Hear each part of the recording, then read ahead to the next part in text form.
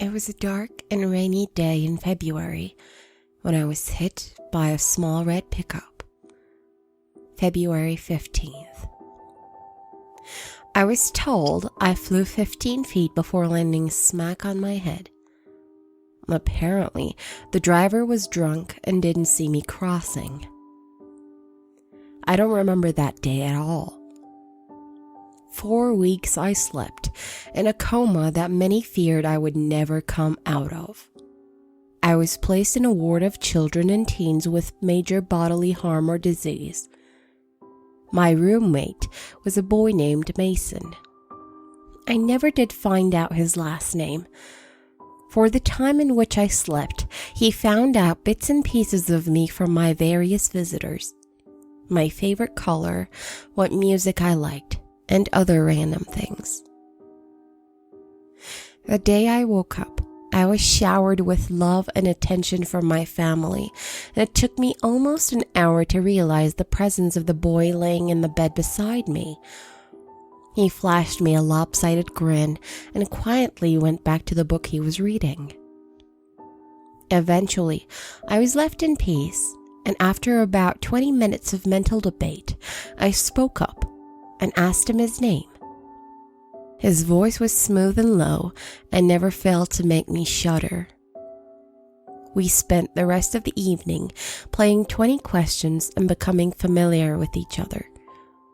Eventually, my doctor would break our quality time and give me the lowdown on my injuries and what the healing process would be like.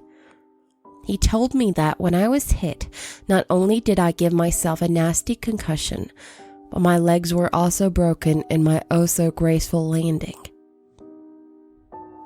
They said I had a 60% chance of ever walking again. We became close instantaneously. The nurses would laugh and say we already looked like an old married couple bundled up in bed, watching whatever soap opera happened to be on television.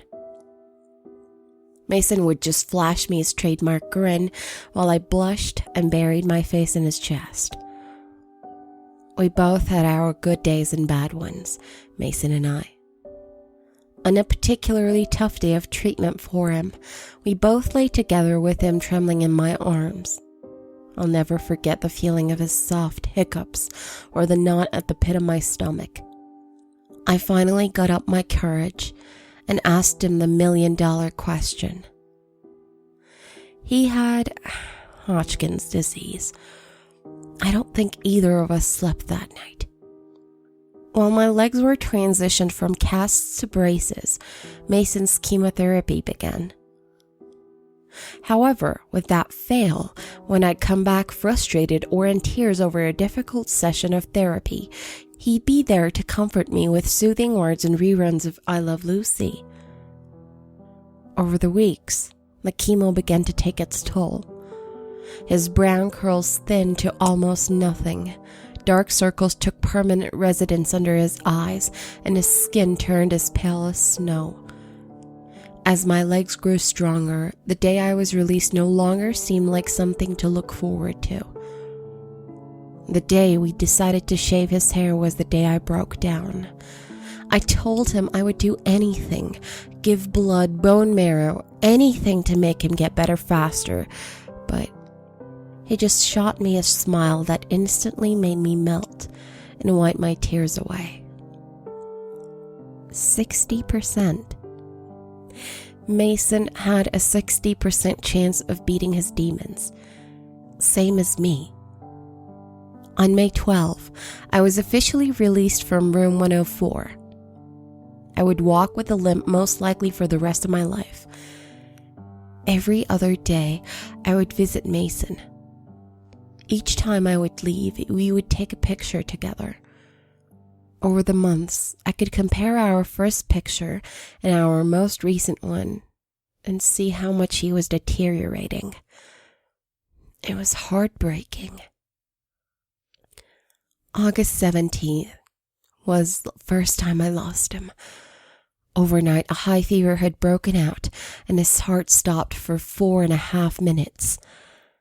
And those were the worst minutes of my life. I sat outside his room in an uncomfortable plastic chair, watching the nurses I knew all too well scrambling back and forth, attempting to save his fragile life.